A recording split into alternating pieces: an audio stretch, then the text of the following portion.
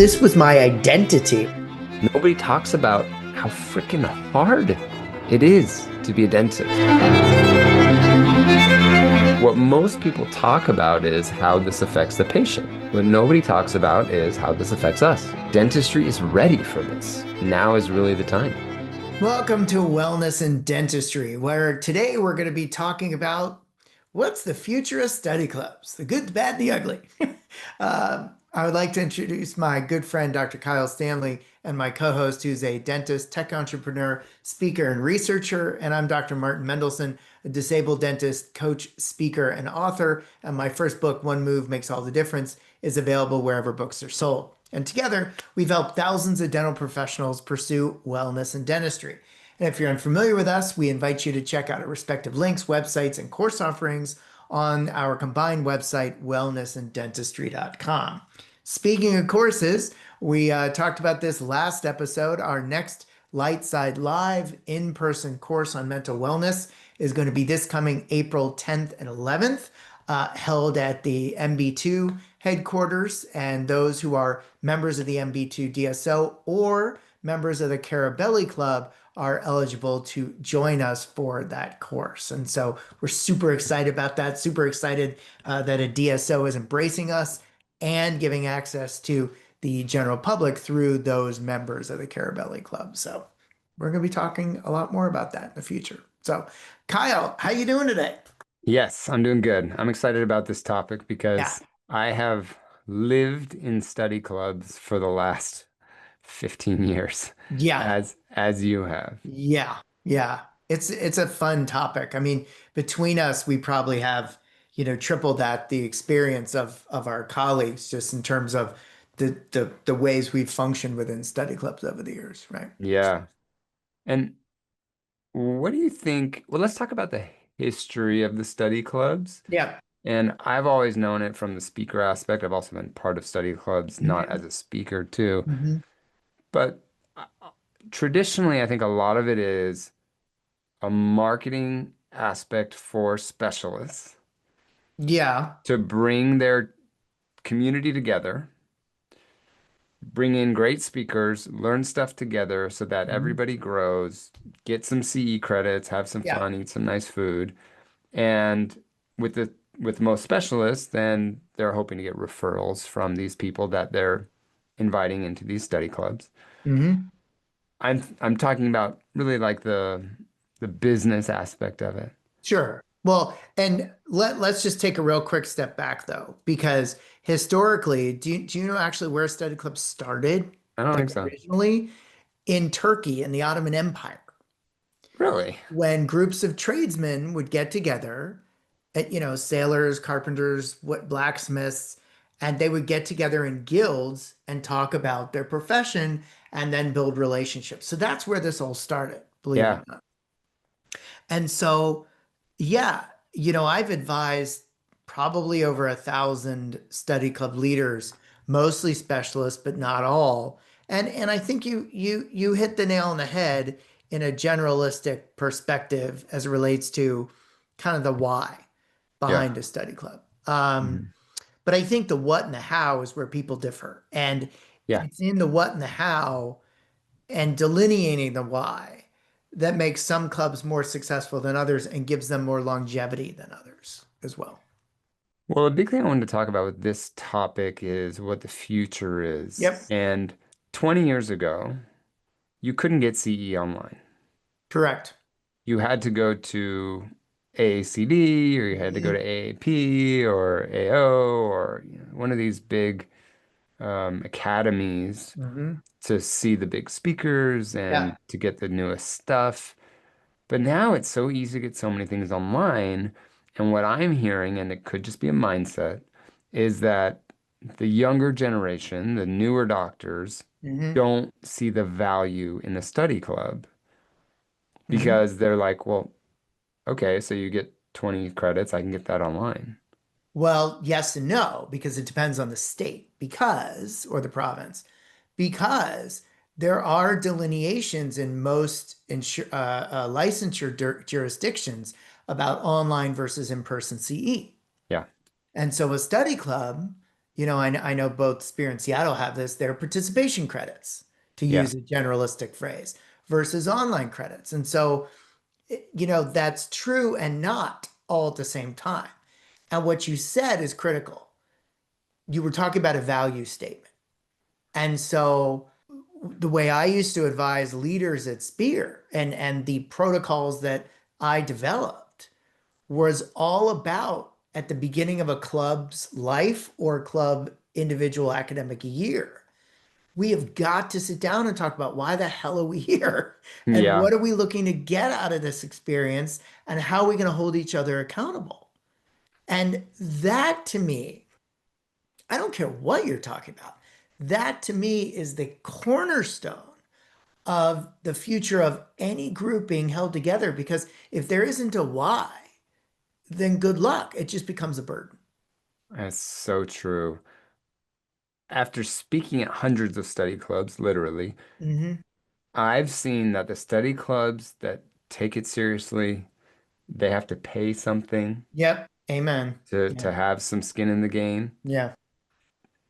You get such a beautiful local dental experience. Hmm. You start to have younger doctors that are getting mentored by older doctors. Yep. You start to have great relationships with companies that are Hmm. supporting these areas, referrals between Yeah. GPs and specialists, or even specialist to specialist. Hmm. You Hmm. start to see these great neighborhood, like dental Yeah. neighborhoods Yeah. created, and the Yeah. patients and dentists all benefit from this. Absolutely. And And this is one of the reasons why I really hope that they continue and flourish because it's kind of like how so many people work alone nowadays yeah. with, we were talking about it this morning, you and I separately, working alone and not interacting with a lot of people physically.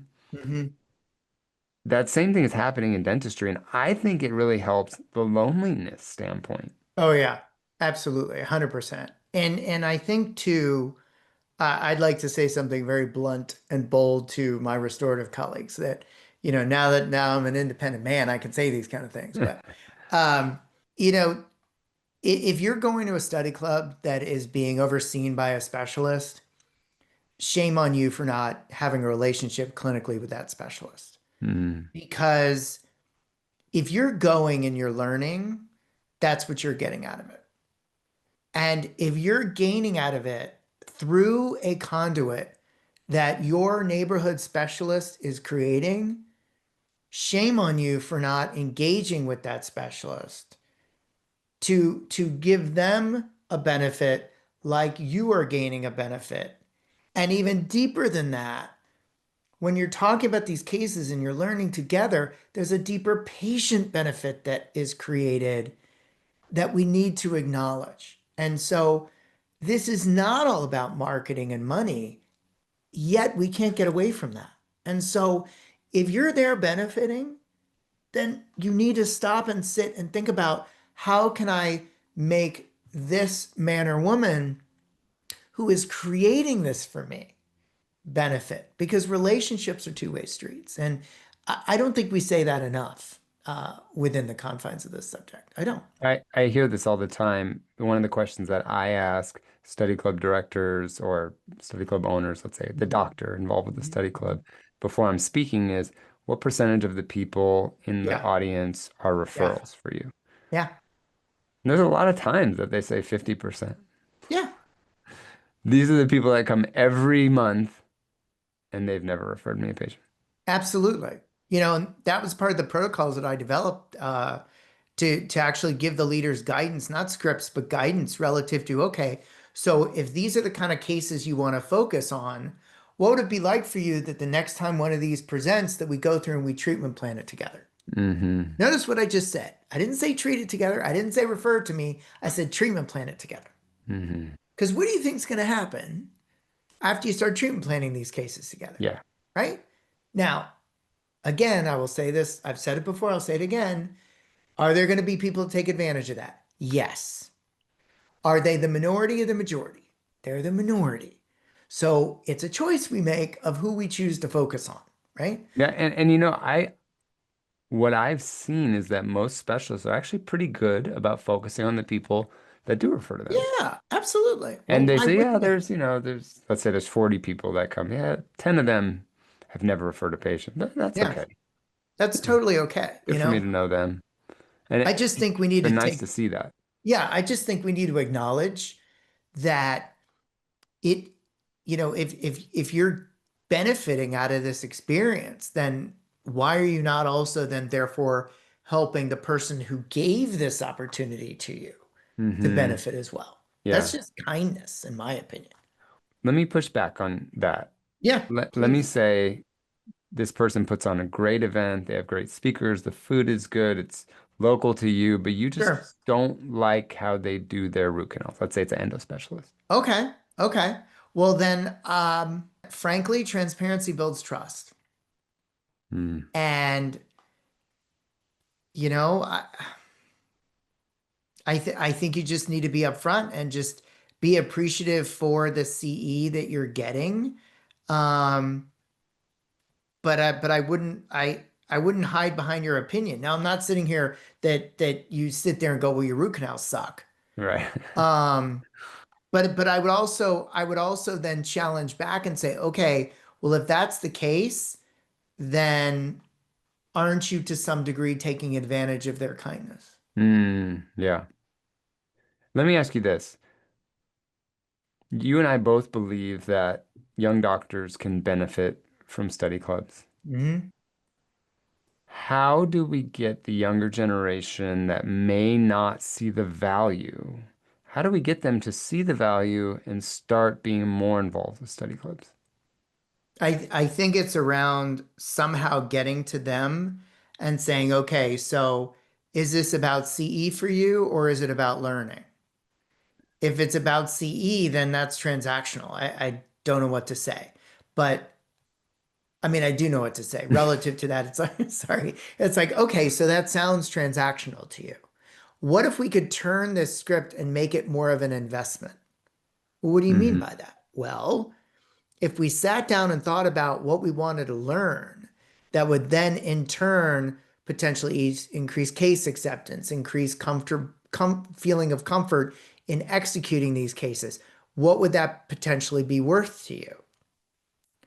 So therefore, if we look at it as an investment, how can we engage in our local study club to make those kind of things happen? Right? Because the CE, gaining the CE for the minimum licensure requirements is transactional. It's an investment or transformational when we sit down and we think about, okay, I want to learn X so I can do Y that's going to benefit me in Z ways. So Hmm. it's a way to think of it as an investment versus an expense. There's also a way of bringing in the right people that get the younger generation more exciting. Yeah, I would agree with that too. I've seen this when people bring me in Yeah, and they'll say, and I'm not trying to toot my own horn, but toot toot, they'll say, oh, this is the biggest group that we've had because a lot of yeah, people know you from Instagram, right? yeah, And yeah, this could be a double-edged sword, right? Because I believe that I bring value and I have a bigger yeah. following, but just having a bigger following doesn't mean you're going to be a good speaker, doesn't mean you're No, going to actually bring value. no, Sometimes it's no. just a popularity contest. Well, yeah, I heard somebody speak once who has a very big following, and the message that this person was sharing and the way they were sharing it, I was just gobsmacked at what they were saying. And I'm not even going to go into it because I don't want to call this person out, but it was, you're right. It was pretty incredible. But I think so you bring up an interesting point. So I almost don't care what the foundation of the learning is, meaning I almost don't care whether it's lecture based or video module based like Spear. Hmm. If you're a leader of a club and you're looking to create relationships, you're looking to create referrals, you're looking to create engagement, you're looking to create longevity, then you need to ask the people that are going to be there what it is they're interested in So true. and not just pick subjects that you think they're interested in. Yeah. Pick subjects they're interested in. Now, That's happened a lot to me yeah. recently, is I will get invited and they'll say, Hmm. Christy Chen from and took one of your courses, and she's one Yeah. of our members, and we were asking them who we should bring, and she really wanted to bring you, and so she's really excited that you're coming. And so it's nice to hear that some people are Yeah. doing that. Yeah. Well, let me share with you something interesting. I don't even know if I've ever told you this, but I did a little experiment during my tenure at Spear because if you ask people what they want to learn about in a study club just off the cuff without context, typically you're going to get the answer of the bright, shiny object, meaning they've heard about this new technology, they've heard about this new procedure Yeah. that may or may not be applicable within their own practice's walls. So Hmm. what I did was from about I'm trying to remember now, 20 different clubs that were willing to do this. We surveyed them in the beginning. What do you want to learn this year? Then we went through an experience of, okay, what kind of cases do you want to focus on this year? What would make this club valuable to you, etc. Then we asked them again. Their answers changed Yeah. because their perspective was different. Yeah. So that's asking people what it is they want to learn. And I used to guide people through, well, what happens if they go, oh, I don't know. Then, then the follow-up question is, okay, well, tell you what kinds of cases would you like to do more of? What kind of cases do you enjoy? What kind of cases would you like to get rid of? Or what kind of cases make you nervous the night before? That kind of stuff. That will lead you to the answer. So I think the future of study clubs is bright when we come at it, both whether you're a leader or a member, from a more ROI standpoint, relative to what would make this experience valuable to me through the content and the experience. I think that's the key. I also believe that what is happening with AI Mhm. will help. Sure. So let me go back. So you're seeing now on social media and on TV and stuff, so much AI generated stuff Hmm. that we're Hmm. going back to strip down, like on social media, what's doing really well right now is me taking my phone with no filter, no Yeah. music, no nothing, and it's just me. There's nothing crazy about it. Like that is actually going really well on Instagram right now. And I think it's because Yeah. we swung too far the other way, where it was so produced Oh and yeah. all these cuts and jump Agreed. cuts. And with AI now, people are really realizing that I think the power and the connection of human to human connection, and because of all the online learning, and don't get me wrong, I have multiple courses online from an access point, but I never get the same amount of feedback as I do in an in-person course. Yeah, I would agree. And I so would. I think the more online learning there is, the more value it brings to in-person learning, whether that's study club or Yeah. academy, association, societies. Hmm. And I feel like over time there's less and less people showing up. We've seen that. Hmm. The ADA, I think they're going to stop doing their Yeah. yearly meeting because just no one comes anymore, Yeah. which is a Well, shame. yeah, yes. And you look at that in contrast to, let's say, CDA or Chicago or Hinman, and people are still showing up. Yeah. And, the question then becomes, why is that? Well, Or you look at something like Dentsply Sirona World. I mean, fair. that is a show. I mean, that Yeah. is so fun to go to. Yeah. They've got good speakers. Yeah. Last time I went or something, they had Gwen Stefani was Yeah. playing. At one time they had Seinfeld, doing stand up. Mhm.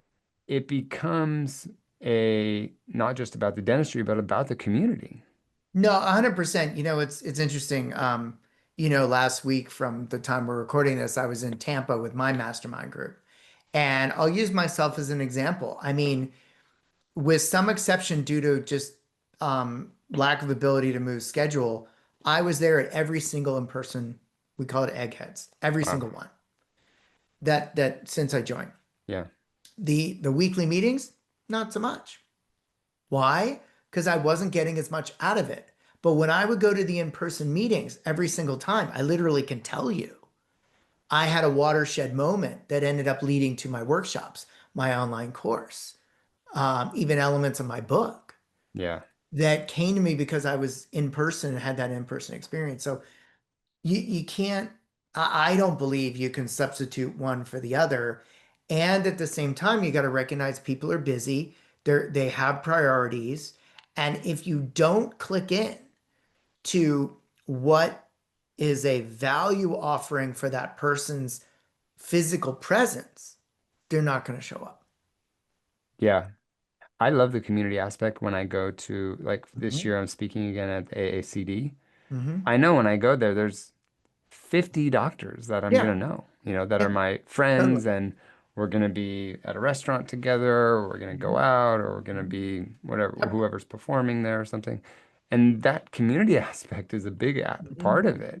Yeah. To feel understood, Yep. to see some of the new technology, to give feedback on things that I've been doing. And we can do that on a more local level. We Mhm. can really impact our communities Totally. for the better. 100%. All right, let's bring this down. What are our final thoughts on study clubs? Yeah, I think study clubs have a long future ahead of us when they continue to understand that we need to make this valuable for the people that are part of said club, period. And the people that are part of said club need to understand they have a responsibility to tune in and turn on and create a relationship with the leader, just like the leader's trying to create a relationship with them. Yeah, I don't know if I can add much to that. I think that's fantastic. Yeah. I think the more that we can get together with our local dental community, the less Hmm. competition we have, the more support you have. Like you run out of anesthetic and you can Yeah. drive 2 blocks to go get Hmm. some Hmm. more. You have friends that's in your study club. People will Totally. support you. It's nice Totally. to feel that way. Totally. And so remember, guys, we've got our 2-day transformational CE course called Lightside Live on April 10th and 11th in Dallas. So for those of you that it was too far to come to California the last few times, Dallas, right in the middle of the country, you got That's right. no reason to not come. Remember, if you're not part of MB2, you can still join our Lightside Live course, but you do need to be a member of the Carabelli Club. Yep. So the link for the Carabelli Club is in our show notes. Click there. You save, I think, $400 the first year when you join through me. And my practice is going to save over $20,000 this year by joining that membership. So I paid something like less than $1,600, and I will save $20,000 in the first year. So check out that link, and we'll see you guys on the next episode of Wellness and Dentistry. Bye-bye.